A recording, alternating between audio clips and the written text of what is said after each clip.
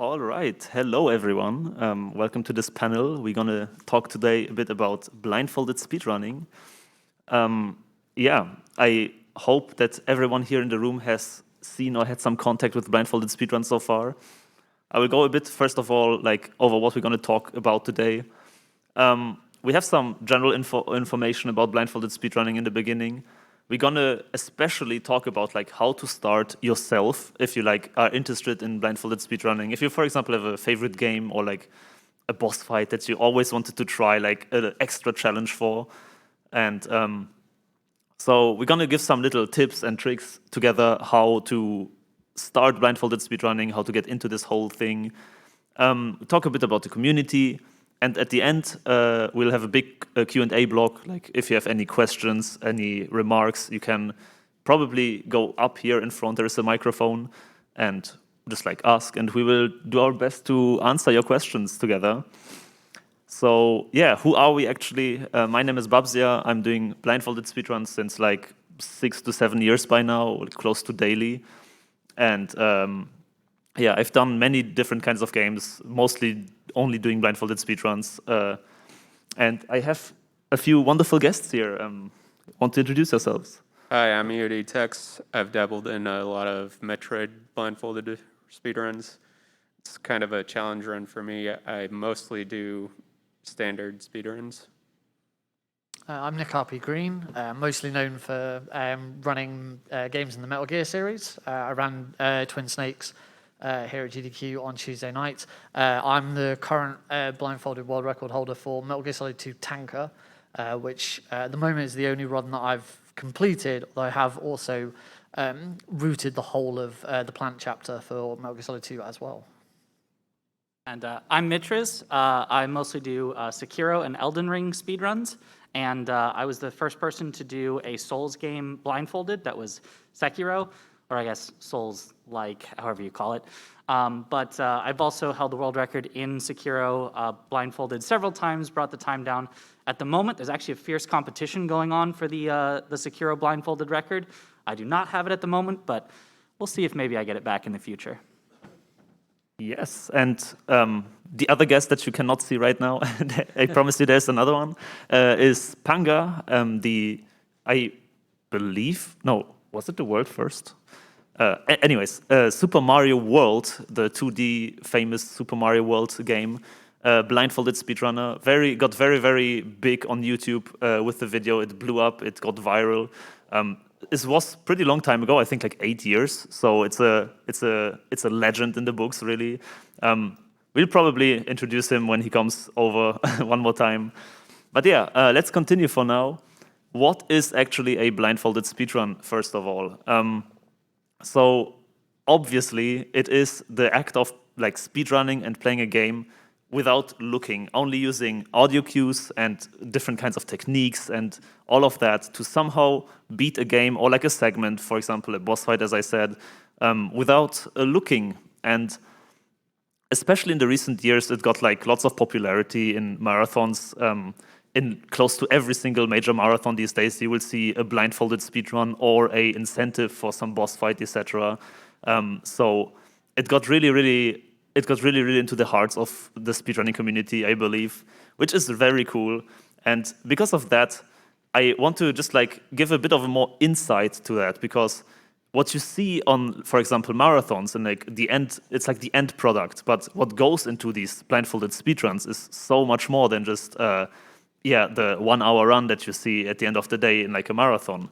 So there is lots of things. There's the routing, the stratting, practice, actual grinding runs, optimizing runs. There's the whole community aspect to it. It's lots about also self-growth and stuff.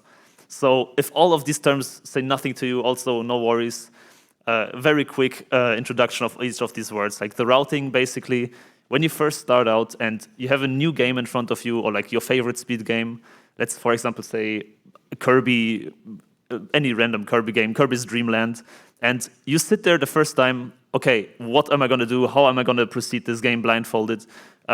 Which bosses will I need to defeat in the route? What is the general path that I will take? Do I go to this world or to this world, and so on?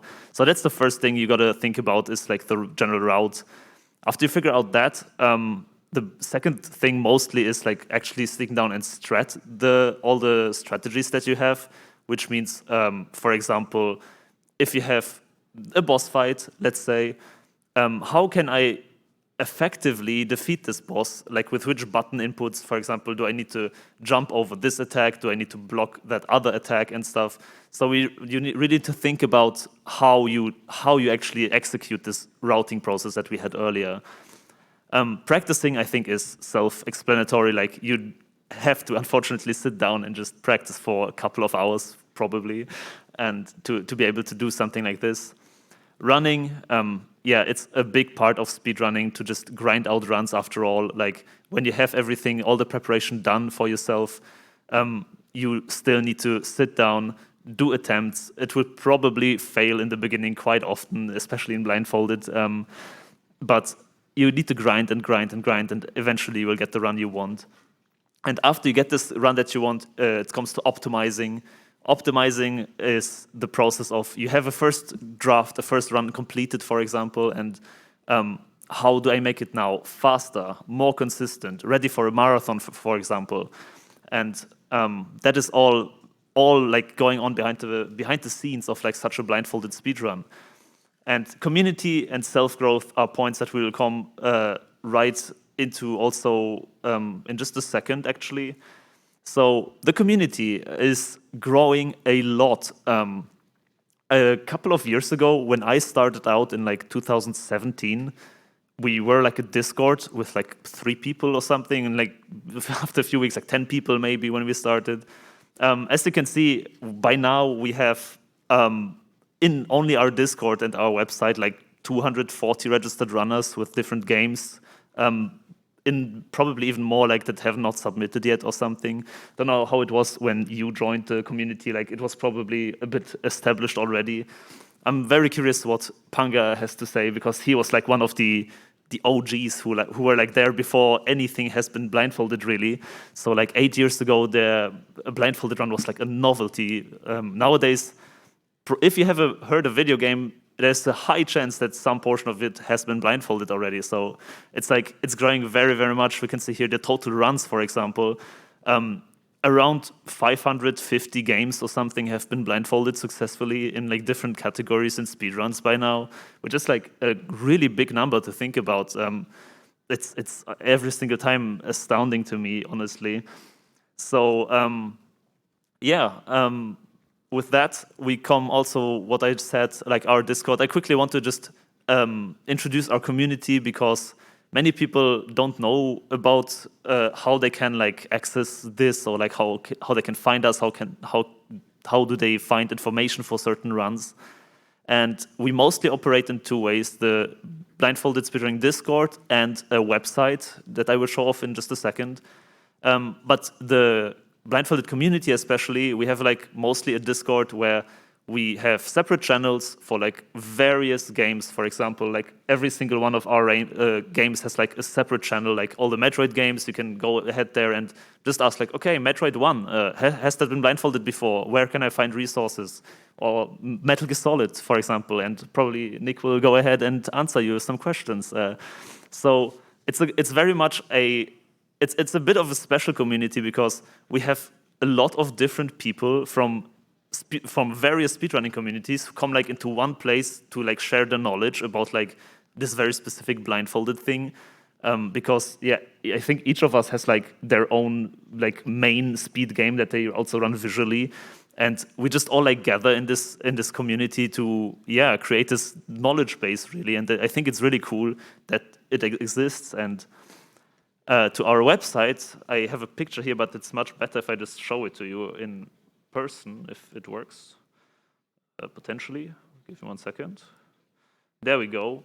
So we have a website called blindfoldedgaming.com. We established that, I think, like 2 or 3 years ago. And I don't know, do you know about the website, for example? Like, yeah, I guess you have heard about it. So we have a bit of a problem that the website is a bit unknown, because it's hard these days to like properly rank a website on the web and all of these kind of shenanigans. But yeah, we're trying really to push it out a bit more because this is the main resource hub, really. You can find all the runs there. There's always the latest run tab. You can see, for example, games, whatever games you can imagine, you can type in here. You see Super Mario 64, 38 runs, Celeste, 23 runs. There's like, we have a lot of runs on this website. It's basically our archive. And if you have ever a game that you think like, oh, is this possible or anything, go ahead, blindfoldedgaming.com, dk64randomizer.com, memes incoming, but no, really, blindfoldedgaming.com has everything covered that you need. There's all the runners, we are all in there. And you can also, what I want to quickly show off is submit runs yourself. So if you have done any little run or like even just like a segment, we also accept segmented runs. For example, just like Super Mario Bros. I don't know, the first world or something. That's of course an incredible achievement, and we like to celebrate like every single achievement that the community can produce. So you can go ahead, submit the run on this website without any account or anything. So no worries, we don't collect any data. It just goes directly to us, to the community. We verify all these runs. We look through every single submission and then put it up on the website. So it's, I think, a very, very cool thing that this exists by now. Yeah, that's it basically about, first of all, the little introductions about the community and so on. What I want to now talk about is how to actually start out yourself and what is like the general approach to starting blindfolded speedruns. So I want to first of all ask you guys, do you still remember how you started out actually? Like, well, how was it for you? Was it difficult? Was it easy? Well, I just kind of started taking notes, doing my own thing, and then after I completed a run, I submitted it, and that's when I joined the community, I guess. Okay. So I knew a couple of other people who'd already done the tanker chapter of MGS2, and just streaming normally, it's always good to come up with goals, to get people to follow or subscribe, stuff like that. So just on a whim, I was like, you know what, let's do it. If you guys can get me to I think it was something like 500 followers at the time, I'll learn the MGS2 tanker blindfolded run, and so that's what got me into it. And as soon as I did it, I was like, I was proper into it. I was like, this is great. I love this. Let's keep going and, really pushing it. And that's how I got started. And that was only a year ago, I think. Mm-hmm. I started pretty much from zero with a game that had never been routed before. So when I started, it was just, okay, what do I think I can do? What movement can I do? What sections can I figure out? And just trying to go through and get the whole game done. And luckily, I chose a game where it was actually not too bad, not as bad as you'd think for such a hard game like Sekiro. And I worked a little bit with a couple of other Sekiro just speedrunners. But once I had it done, joined more into the blindfolded community and actually learned more about it. But starting out, I was pretty much completely on my own. Yeah, no, very good points. Especially, I like the idea of like doing an incentive for your own stream or something as like the follower goal, for example, or like a donation goal. Like blindfolded runs are this kind of challenge run, I believe, that like are very good suited for such thing. Like they are creating the hype, and it's pretty cool. So yeah, no, I can also myself just join everything that was said here. Like I wrote down here a few points, like what I recommend for new runners now after some years of experience. Like what's the best path you can take? So the first thing you should do is probably join the community and see if something has been done already, because doing double work, if someone has already like extremely good strategies for a game and you sit there routing for 200 hours to just see it has already been kind of done and you could just like talk with the other person and learn from them, it can be a bit frustrating sometimes. So definitely check if there's anything already done. If not, for example, like Mitris said, if there has been nothing done before, I would highly recommend check if it's like a viable game, because if you have the dream to, I don't know, run Tetris blindfolded, then you're gonna run into troubles after a while, or like very, very fast actually. So check if it's like maybe play through, like the general general approach for me is like play through the game visually, like do a casual playthrough, maybe check the speedrun videos, how they do visual speedruns about it, and like just like think a bit about like what would be the impossible sections, for example, that can also save you lots of time. And yeah, the last point that I have to say to this is just have fun mostly, because blindfolded speedrunning, especially routing like a new game or like figuring out new strategies to optimize the game you run, is extremely fun, extremely rewarding if it works after all. So yeah, just have fun, have the motivation to do it, because that will be very important. I can say, and. One little fun fact that I wanted to showcase here is choosing a game, because in visual speedruns, mostly you run the game that you either like the most, or like you have, I don't know, your favorite game from your childhood, or like it's many people say you should just run what you have fun with, because you will spend hours and hours with it. In Blindfolded, I believe it's very similar, but with a little hook at the end, because you should definitely 100% run something that you have fun with. You will spend likely even more time than in visual speedruns, like sitting there labbing every day, just like going back and forth with strategies. So you will spend hours and hours and hours, and you really want to make sure you enjoy that game when you dedicate so much time to it.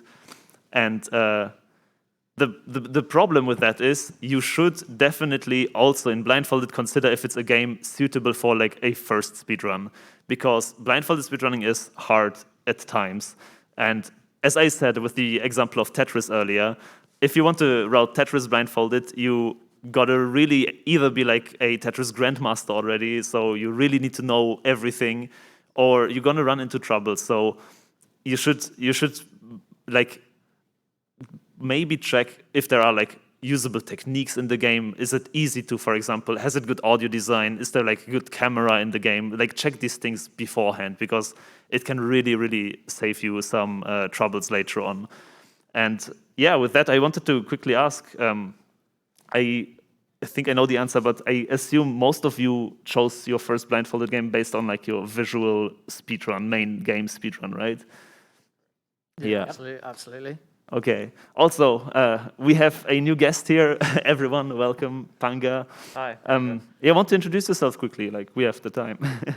Oh, yeah, sorry. I'm Pangia Panga. I did a blindfolded speedrun of Super Mario World back in 2016. I've only done a couple runs, but I picked it because I knew about the game. I speedran the game regularly with, with your eyes, and I figured after learning so much about it, I wanted to see if I could try to do it blindfolded, and became the first person to do that game blindfolded. So, yeah, it's about me. No, perfect. And very good example also what I was talking about. Extremely talented Super Mario World player already.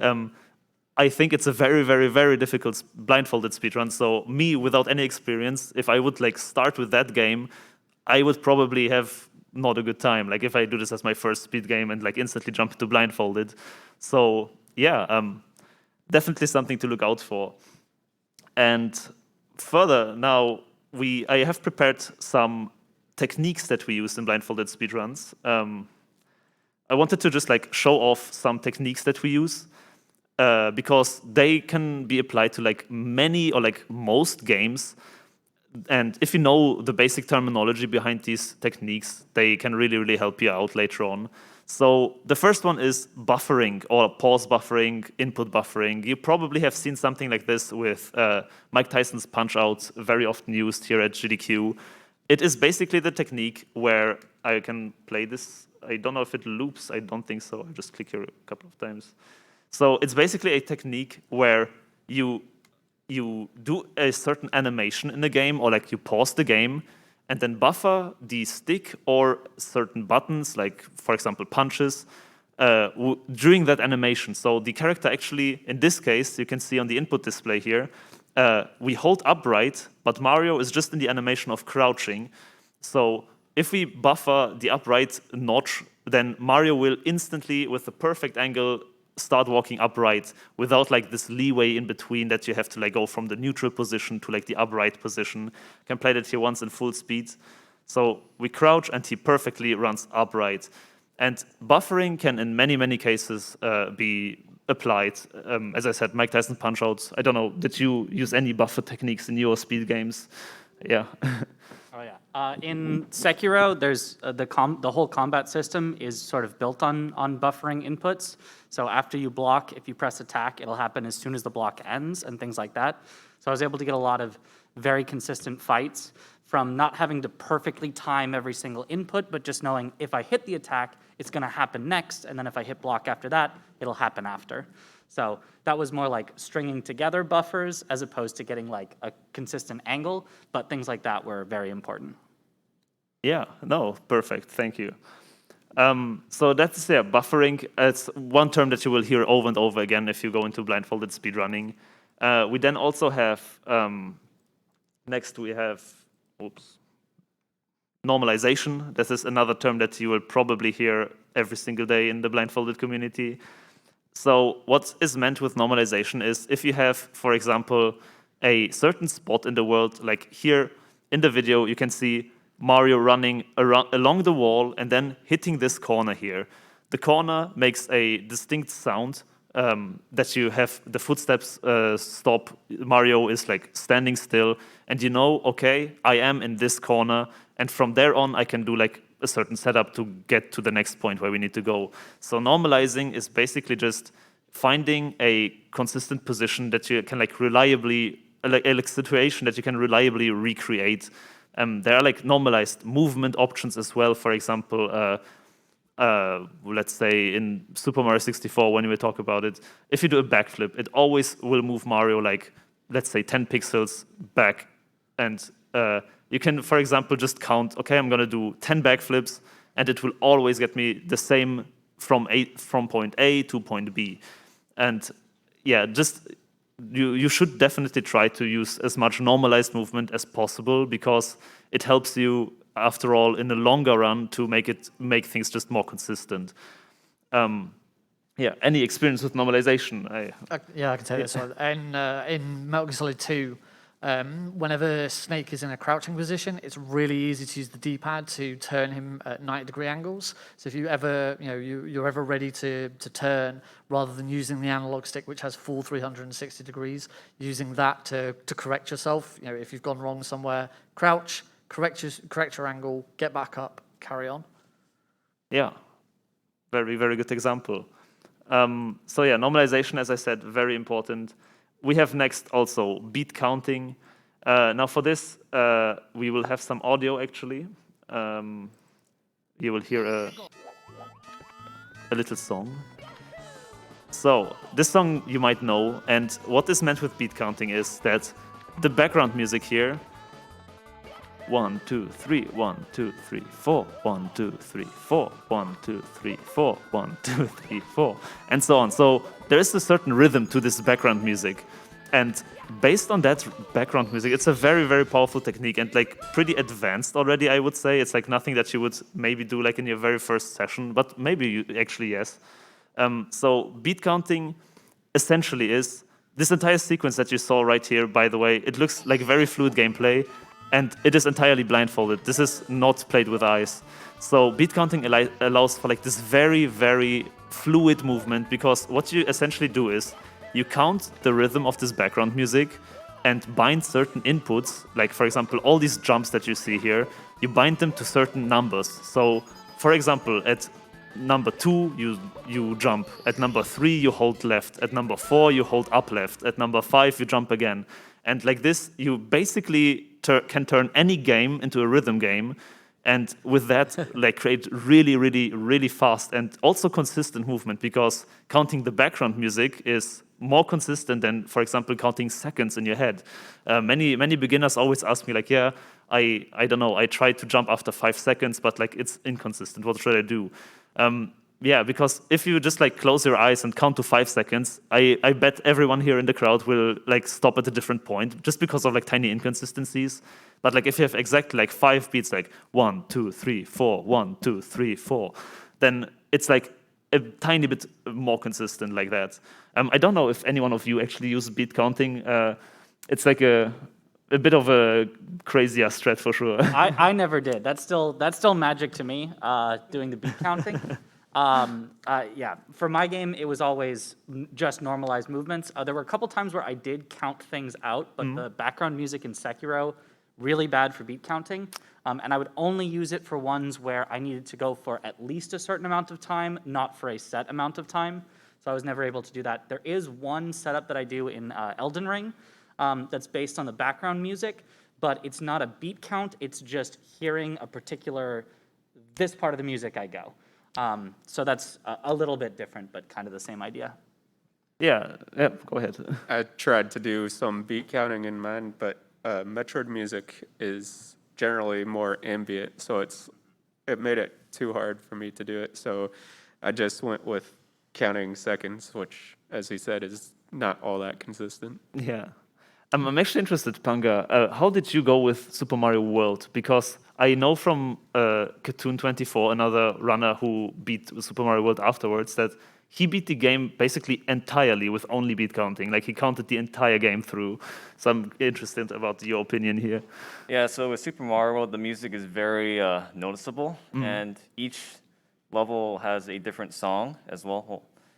So because of that, I was able to use different parts of the song. So I guess, in a sense, beat counting, to figure out when I would jump or run.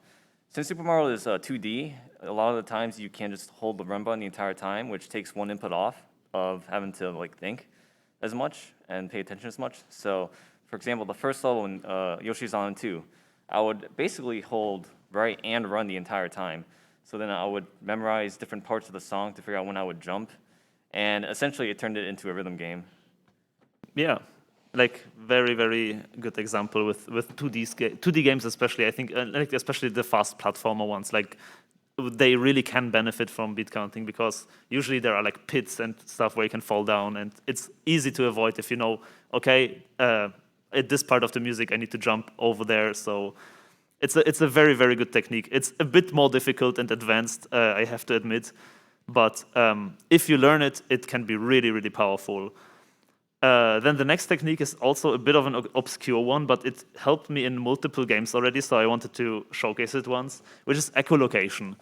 So, for example, as you can see here, in Ocarina of Time, we can use the hookshot to determine the distance between ourselves, the character, and, for example, walls, by just like the length, how long the hookshot extends. And I don't know how actually it was for you, because I personally used it also in Metroid games that I used, especially the missiles, because you can hear them like fly, and dependent on if they explode after 1 second or after 3 seconds, you can like do like backups, for example, to gauge how far away you are from like stuff. I don't know if you ever used it, like something like that. Yeah, I started with it, but eventually I phased it out and used it more as a backup strat.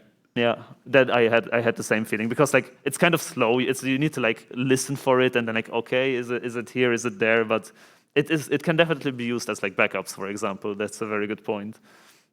Any other impressions to echolocation? I had a very important echolocation in Sekiro in order to find the idols, which are like the bonfires of Dark Souls or the graces of Elden Ring. They make a noise. And so it was very, very often that the setup would be close to getting it, but not exactly on it. But luckily, they make a good enough noise that you can actually just turn the camera and hear, oh, louder this way, softer this way, and figure out, oh, it must be in this direction, and make your way to it. So it was very, very powerful, especially after boss fights. You have no idea where you end the boss fight, but you can hear where that idol is, and you can make your way to it and find it. Yeah, also a very good point. Like not using the distance with like a weapon or something, but just like the audio distance, for example. That is a very good point. So yeah, that was echolocation, and I believe the last one that we have to show off that I want to especially tell to newer runners is a much simpler one than everything we have talked before, but camera settings. Because many games, especially 3D games, in 2D games it's not really a thing, but in 3D games there are usually in the settings multiple like camera sensitivity options or like whole camera types. And what is very often distinguished in blindfolded speedruns is dynamic and static cameras. You can see here in the example. So a dynamic camera is Link moves to the left here, and the camera follows him. You can see the background is like moving around with Link. If he goes to the right, the camera follows like behind his back and like readjusts. A static camera, on the other hand, is something like this. Link moves to the left, but you can see the camera stays in place and does not move. And that is, of course, much, much better to predict where you are in the overworld or like in a dungeon. And in many games, it is as simple as turning an option on off in these settings. In Breath of the Wild, especially as you see here, it is done with like a little bit of an obscure trick because you just need to tap a camera button in a certain way and then the camera is suddenly locked. So I've seen also other games where, for example, in Nier Automata, I just had to put the camera sensitivity to absolute 0, and because of that, it turned like, I think, like 1 millimeter per holding left for 1 hour or something. So it was basically fixed. So like experiment with the settings of the camera can be really, really huge. And I highly recommend, this is just like my personal thing, before you start routing, check if your game has a static camera because it will make your life so much easier. I don't know, did you have any experiences with that? I think in Metal Gear Solid, it's like kind of a fixed camera always, right? Metal Gear Solid 2 is a fixed camera. When you then get to Metal Gear Solid 3, which there has been some experimentation with blindfold in MGS3, luckily you have the option to either use the original Snake Eater camera, which is static, or switch to the subsistence camera. And even in general speedrunning, we try and avoid the subsistence camera anyway, because it's one less thing to have to worry about, and that's even more important when it comes to blindfolded speedrunning. Yeah, definitely. Yeah, I wanted to point out in Sekiro, there is no fixed camera. It's always that dynamic. But we actually use that to our advantage in certain places where I know if I perform, in this case, like a dash or an attack directly to the right, I know exactly how far the camera is going to turn, and I could use that to get some camera setups for things. So just because your game doesn't have a fixed camera doesn't mean you can't do a blindfolded run, doesn't mean that it's only a disadvantage. There are also advantages to it as well. Yeah, very, very good point. For setups, I can add to that. Recently, we had a blindfolded speedrunner who is running Elden Ring blindfolded, and there you have, very fortunately, after a certain patch, they added an option to switch the two camera types, static and fixed, dynamic and static. So you can just switch it in the menu, and I believe the runner actually performs setups, like he goes mid-run into the settings, changes it to dynamic, does what you said, for example, punch 2 times left, the camera turns a bit, and then fix it back to the static camera to like then proceed in a straight line.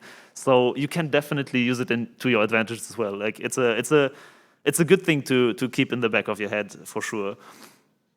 So yeah, those were like some basic techniques. There are many, many more, and we unfortunately cannot talk about all of them. There are like very obscure ones as well, like where you beat count beats in your head without actually playing music, where, for example, there are ambient sounds only in like certain games. So you start, that's always my meme. I always, in like Breath of the Wild is 90% counting Super Mario slider music in my head, and then counting like the beats that I sing myself to myself.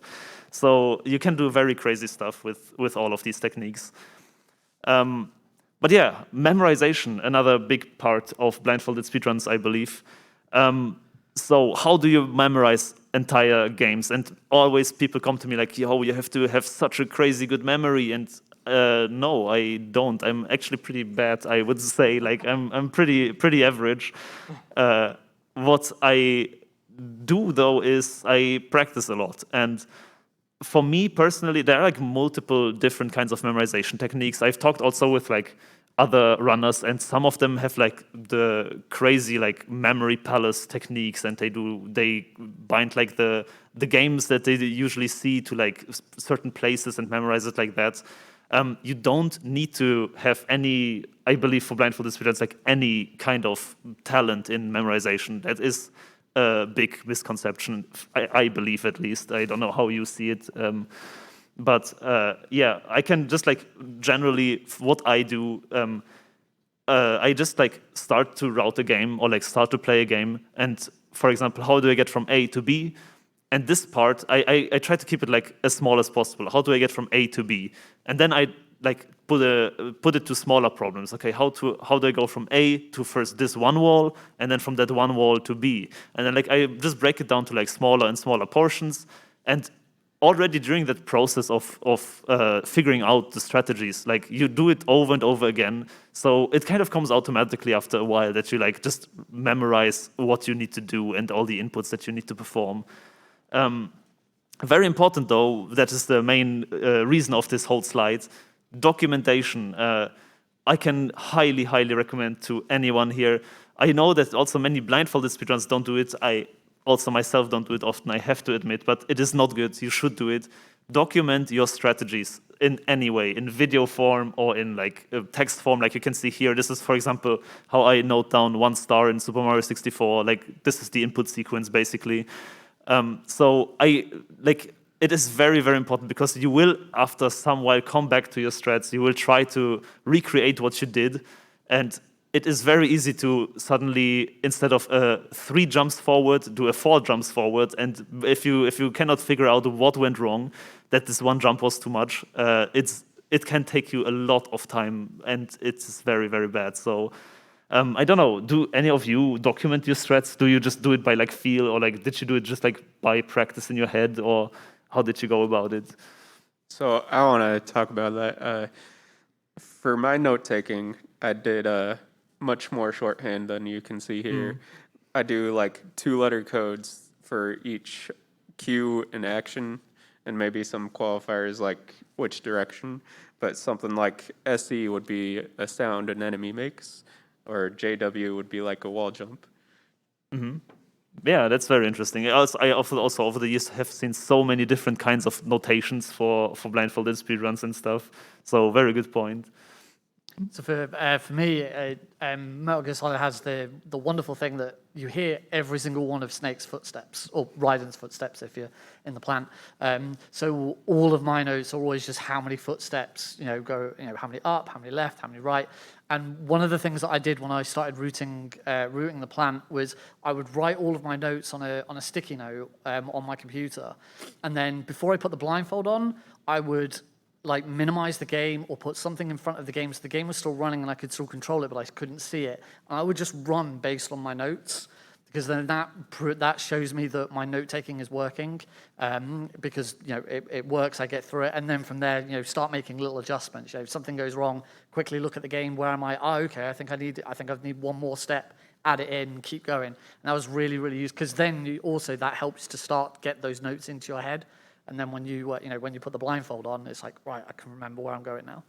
Yeah, definitely. Very good point as well. Anything to add, or? I am the, I guess, exception. I never wrote anything down. Yeah. Probably not good, but but I broke things down into as small of pieces as possible, just thinking about what is the next specific, this item I'm going to get to, or this thing this branch I'm going to grapple onto, whatever. And I would just memorize it by numbers and directions.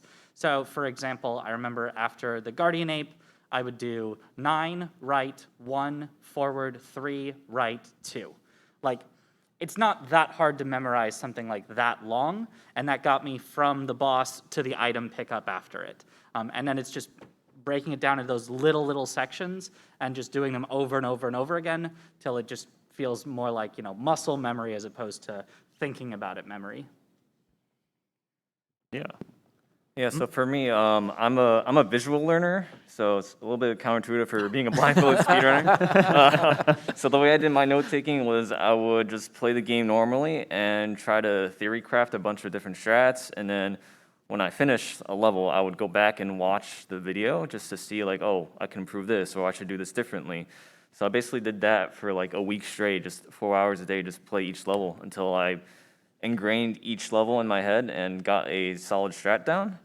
So, and then eventually I would just kind of memorize that. I never wrote anything down. And then if I needed a reference, I would always go to the video. And sometimes they have like level layouts for each level. So I would just look at the picture sometimes just to get a reference of what I was doing. So that was my note taking. Yeah, no, also very honestly, watching back your own runs is very powerful. Like it's I think everyone does that at some point or another in blindfolded speedruns because like it's where you get your lots of information from what you actually execute and stuff. So as you can see, like yeah, many things you can do for memorization. It is definitely not hard. Like I can promise you can do it as well. Then very quickly, what do you need to actually start out? Like, do you need anything special? I listed here a couple of very generic items. Like what you need mostly is a webcam because, yeah, if you want to submit something for blindfolded speedruns, it is very important that other people can see that you're actually blindfolded. As funny as that is, we do get every now and then submissions of just gameplay video, and we are like, okay, we see that you use like normalized strategies and stuff, but like, I'm sorry, we cannot really verify that. Like, so a webcam is unfortunately kind of needed if you want to properly submit a run.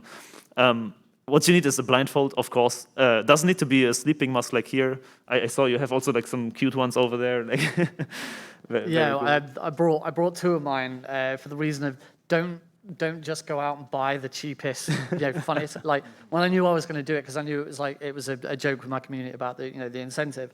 I rushed to Amazon and bought this nice little cute animal one. It looks it looks hilarious. It was great on stream. They look great in thumbnails on YouTube.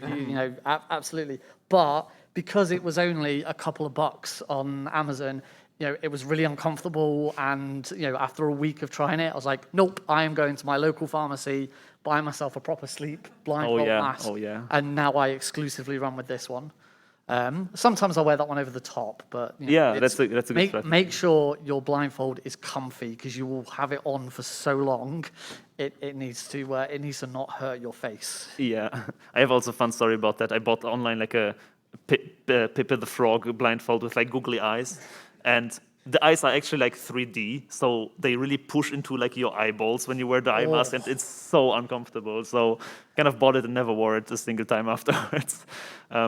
But yeah, blindfold, very important. You need to kind of have a setup where you can record your runs or like stream your runs, whatever you prefer, but like something to at least record it, because as we said earlier, rewatching your own attempts, for example, back is very important. There's also other tools that you don't really need, but they can really help you. For example, input displays, in my opinion, are extremely valuable for blindfolded speedruns because when you watch back your runs, you can really see, okay, I actually did not hold straight up, for example, if you have a non-notched controller. You can see like on the input display does not lie. If you want to tell yourself you held straight up, the input display knows better, I can promise you.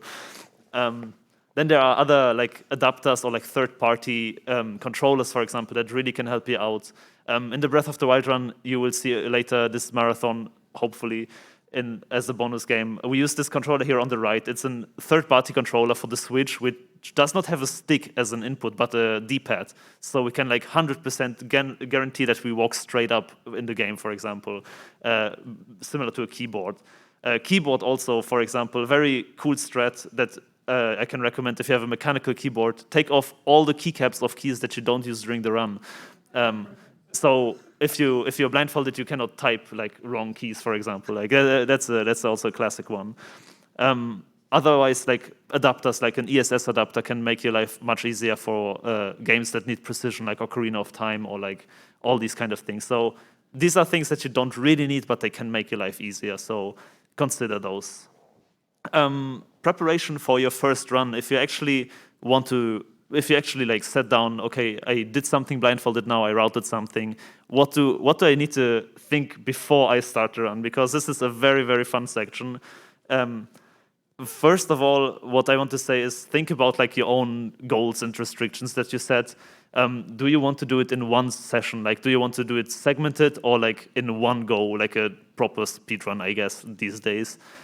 Because dependent on that, you should do different preparations before. Most common one, go to the bathroom before you start a run. It's a classic.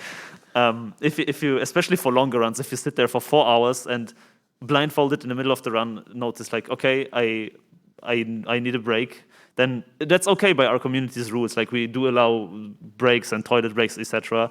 But many people still like want themselves like the goal of, okay, I want to do it in a single segment. I want to finish this without like any chance that anyone thinks that I peaked at notes or something.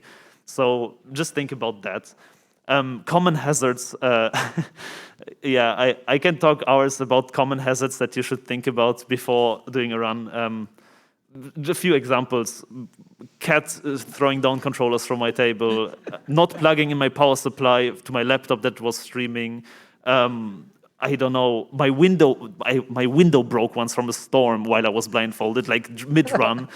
Okay, you cannot really prevent that, I guess, but you get the concept. Like, check the things that you can check before. Like, have everything on the table right in front of you that you need during the run. Plug in the power supply. Check if your webcam is not frozen in the stream or something. I don't know if you have any funny stories from your experiences. As I said, I have everything. I have experienced everything on the world probably. So, So I don't know if you experienced this, but my first full blindfolded run, when I took off my blindfold, I felt sick because of sensory deprivation. Oh, So after that, I'd build up to a full run by doing segmented, like 30 minutes each, and it helped with the sensory deprivation as well as just getting the strats right and all that. yeah, also a very good point. Many people don't realize that, but like, yeah, it's quite taxing to sit there blindfolded for longer periods of time, and especially if you have like sensitive reactions to something like this, like the like was said, then you should probably, before you do a run, like try it out and like not blindfold yourself for 4 hours straight, and then like, okay, this is my first run. It's a good point. Anything else from your side? And not like an individual one, but whenever I'm streaming, if I go to a break, I mute the game audio. And even when I'm not blindfolded running, I have a nasty habit of forgetting to unmute the audio before I start again. And I've definitely had a couple of times doing a blindfolded run where I'm like, okay, I'm going to put the blindfold on, we'll get started, and do the run, and then, 10, 15 minutes later, come out, and the entire chat has just been, we can't hear anything. I've not been talking, they've had no game audio, it's just been complete silence the entire run. And so, yeah, always check to make sure your game audio is back on again. Yep, can confirm. I've had some issues with internet troubles during blindfolded runs, which if you're sighted, you can realize it. You can say, oh, okay, internet went out, whatever, I'll have to start over or whatever else. But had that actually in my world first Sekiro blindfolded run. The internet cut out. Luckily, I had some people that were watching that I gave them my number that they could call me and say, hey, the stream is out. So I was able to kind of stop there and get it set back up and all that. But definitely that's one that's hard to plan around, is just the internet going out. And, what do you do in that case? Just making sure you have a plan, making sure you have a way to, come back and, make it legitimate or start over if you can. I haven't had too many issues doing blindfolded runs. The only thing is I tend to move around a lot when I'm sitting still. So there's been a few times where I'm like going back and forth and I accidentally hit my face on the microphone. Oh, yeah. Yeah, that startles me and scares me. So I have to like rethink about that. And then sometimes I just like put the blindfold on. I'm just like, okay, make sure don't hit the microphone this time.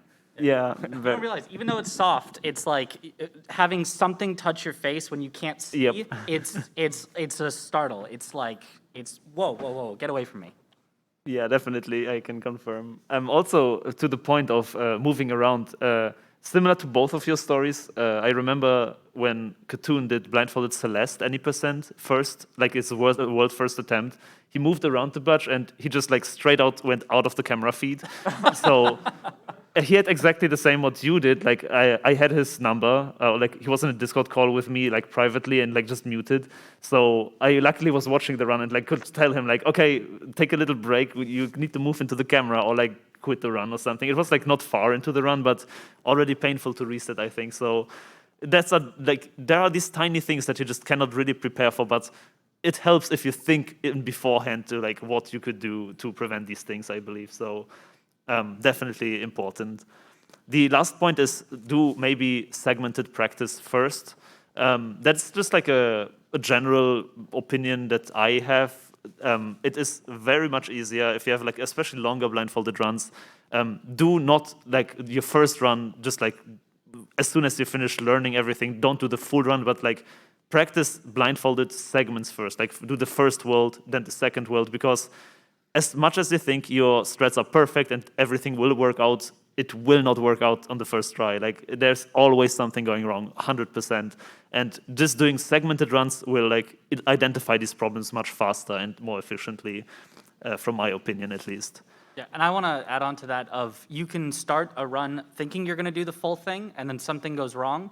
You can fix it sighted, and then keep practicing from there blindfolded. So you don't have to like make it through the entire thing the first time you try. You really can just like think you're going to do it, but then whatever, I'll have to keep practicing the rest of it. Yeah, definitely. Very good point. Yeah, then last two couple of notes before we go into a little Q&A session here. The mentality behind blindfolded speedruns or runs in general is very, very important in my opinion, because, as I said, you will spend lots and lots of time, and especially you put lots of effort and work into making these runs work. So it's very important to like know what your own motivation is, what you want to achieve with this run, because if you're just doing it, I mean, everyone has different motivations, honestly. It can be just because you're bored, it can be because you want to get the world record, you want to have the world first. More and more these days, I see many people in, for example, the Super Mario 64 community, because it's already such an optimized run, these like things like I want to get world record get like a bit out of sight, and people are more like taking it as a personal challenge. Like, I just want to finish a run myself. Like, I want to just like be able to say I have done it, or I want to get like a sub 1 hour run, which is like a very good time, but definitely doable as a beginner. And just thinking about like your own motivation in both blindfolded, I think this is more like also in speedrunning in general, if you do like high level speedrunning, like knowing what you want to get out of this whole hobby can very much help you to, first of all, motivate yourself to put in this effort to like route everything, practice everything, and yeah, just like increase your general dedication to this whole thing, because blindfolded speedruns, unfortunately, they do take lots of time and effort to like prepare. It is, as I said in the beginning, what you see at the end in like a marathon run, like the 1 hour 30 run that you see on the stage, like that is the end product of, not gonna lie, 1,000 to 2,000 hours of just like sitting there, routing everything out, practicing everything. So you really do spend a lot of time with it. It's a very fun time though. Like, it's not like it's a chore or something. Like, let me clarify that.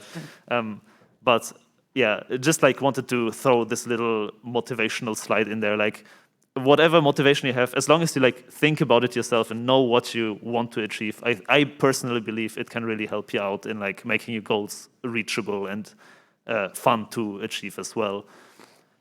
Then lastly, we have the little, what I like to call the 3 stages of blindfolded speedruns. So I'm actually curious if any of you have experienced this as well, but I feel like over the years I've done so many speedruns, and I see this trend always. Like, there are like there's like an art in blindfolded speedrunning. It is every single time in whatever game you do, there's always the trade-off, speed versus consistency. And like the ultimate goal is to make it like as fast as possible and as consistent as possible in like a speed run. But like, it's very difficult sometimes to balance, because you could go for like a strat that works, I don't know, 10% out of time, but it saves 5 minutes, and like, it's like you need to find a good trade-off for that. And what I figured out is usually the first completions of speedruns that you do are mostly very slow, or like you go for like very, very consistent but very slow strats, and then with time it kind of shifts always like that. The consistency gets lower but the speed gets higher. So it's like the first stage, the first completion, then comes like the second stage, which are like when you start to first optimize the game really for speed, and the third stage is what I like to call here, this looks like a visual speedrun. This is basically like, yeah, when strats really get so crazy that like you cannot really distinguish if it was done blindfolded or like visual. Things at these days in like, for example, Super Mario World, recently, a few weeks ago, I think, got a new world record actually. which it is insane. It's so fluid, it's so fast. It's just they run through the level and it's insane. So I believe that is the stage where like the speed got already maximized, but the consistency I can only assume is going to drop significantly. I can only imagine the amount of resets that takes. So yeah, any experiences with that, like with the speed versus consistency issue? Like I assume many of you have heard of that before, at least. Oh yeah, that's been a big one for Sekiro, especially. There's several people that have been grinding it, and I would consider basically of the 3 people that have mostly traded the record around, I'm the person who's the most consistent. I was the person who ended up getting the world first, possibly because of that. Like there were multiple people trying for it, but I went for extreme consistency, and I think that really helped to get a run finished. Then after me, there is another runner who goes for the riskiest, fastest stuff, and he like demolished the time down. And then there's a third runner who's maybe more of a mix of both. Maybe I'd call sort of more like the grinder, who's willing to put in the time to sort of learn and go through all the different strats and sort of work through all of it. And so he ended up taking the record. And then I got more consistent strats that could beat them, and then they go risky from there. And so it's been this cool evolving cycle of like the 3 of us trading the record back and forth. But it definitely always feels like something new is found. I sort of come in with it first with the consistency to be able to just get a run finished with it. And then, more of the grinding and the risking ends up lowering it from there. Yeah, definitely. Thank you for these insights here. And yeah, with that we can also like this is mostly what I like prepared as like I want to show you what it's actually about. It's like what I wanted to show with all this introduction to blindfolded speedrunning here is like it is not impossible for anyone. I am very sure everyone can do it. Small segments, long segments. It's literally extremely fun and extremely rewarding, especially when you actually finish something that you worked on for so long and then you finish that stage or you defeat that boss blindfolded. It's extremely rewarding. So I highly encourage you to like try it yourself. I have now prepared a few more questions for like a Q&A to get like a bit going. If you have any questions right now directly from the crowd, I would rather answer those. I have prepared like a few just in case that we have some more to talk about. But yeah, if there's any questions to any of us, you can go ahead. There's a mic now in front. Yes, go ahead. Thank you. Hey, how you guys doing, first of all? Hi. Good. Loves ya. Hope you had a good day. Yes, thank Hope you. The friend you went with to the mall was very fun. Oh, yeah. Anyway, so I got a question for you. Just from my own routing and experience, I'm still relatively new to it, but I've come across this phenomenon where you're in the middle of routing, you think you have something super consistent, you're getting close to actually having a completed product. Then you're going through practice and you realize, oh shoot, one of my normalizations isn't actually consistent. Something that I thought was down to a science is actually not repeatable.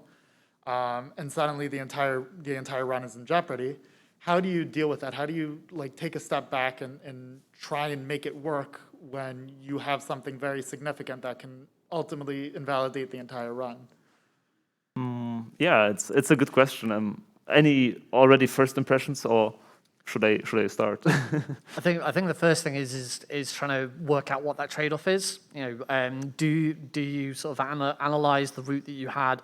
What is the consistent rate of it? If it's every 1 out of every 10 times you do it, it's going to fail. Then maybe you take the risk. But if it's less consistent more often, then you just have to sort of go back to routing again and look at how we can't do this. How can I now sort of input this new little bit of a different consistent strat into that?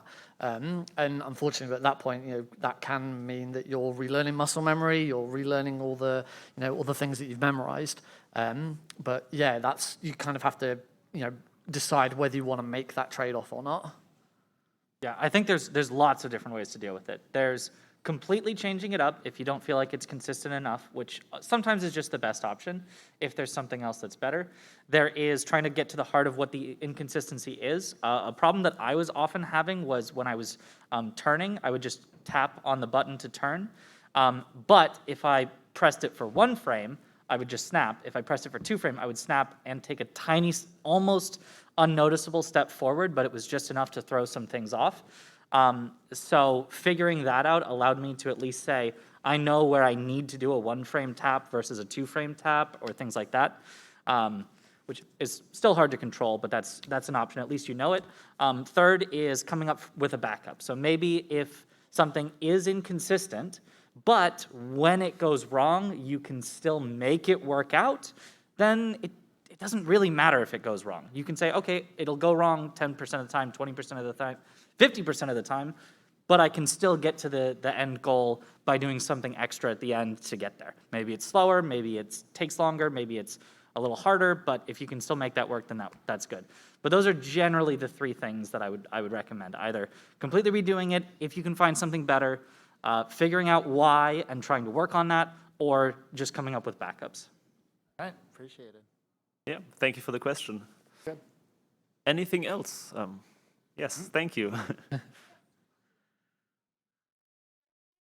Wait till I'm here. For any games with RNG in them, are there any strategies for trying to deal with that and that sort of randomness in the run? Yes, I can start that. Yeah, definitely. RNG is unfortunately in like close to every single game. There's little game where there's everything like scripted out 100%. So how to deal with randomness most efficiently is there are also multiple ways to go about it. The most efficient way is to figure out like the medium strat, as I like to call it. Like go for the like calculate what is the most likely case to happen, and then route based off of that. For example, if there is a 75% chance that you need to go left and like a 15% chance to go right, like of course it's better to go left always, like no matter. And then, as Mitch has said, have a backup probably for the case that it is not the left case. So backups are very, very important in terms of RNG. What is also possible is, if it's possible in certain games, to know every single outcome of the randomness. That can be very tedious and very difficult.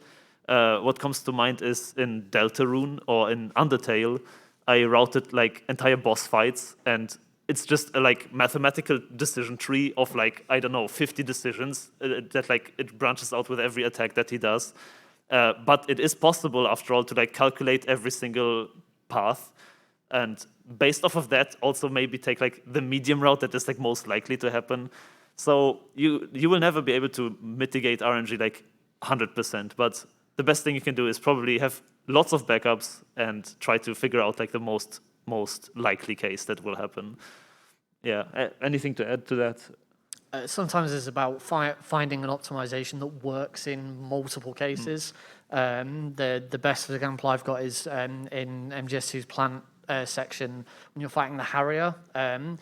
If you do it normally non-blindfolded, you can get it down to an exact science, but it does start to get into an RNG later on, and in blindfold it's just not possible to not get to that point.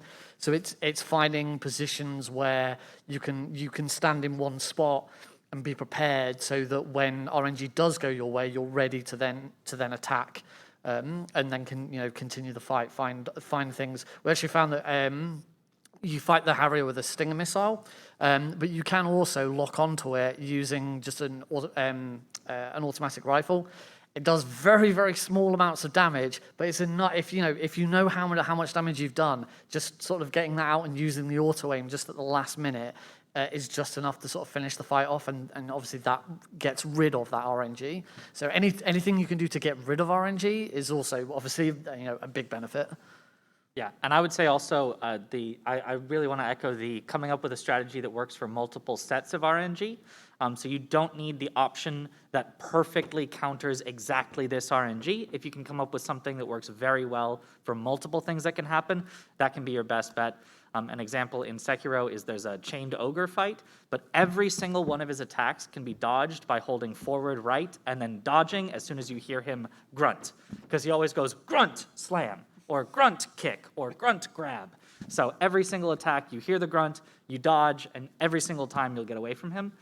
Even though if you really knew what attack he was doing, you could do better deflects, you could get more attacks in on him, but just having something that always works is a lot better than taking those risks. Thank you. Thank you very much. Anything else in terms of questions? Okay. It doesn't appear so. Then I have like some little last remarks. I also we have this question kind of already answered. Like, how do you handle being blindfolded for so long? As we said, practice it like before, maybe like try to like do some sessions first, like just blindfold yourself for a couple of hours. Might sound a bit weird, but that's usually how you can get around that. How do you stay motivated? We also have talked about that. For example, figure out your own goals, figure out what you want to achieve. And yeah, if there are any more questions that you maybe come up later with, you can, I assume for each of us good goals, you can always contact us. You can write in the community Discord or contact us by any means. We'll probably all be very happy to answer your questions later on as well. And that is really it. Yeah, blindfolded speedrunning is cool, and you can do it too. That is the conclusion of today's panel here. Thank you very, very much. Thank you for joining me here today, and I hope you learned something new. Thanks.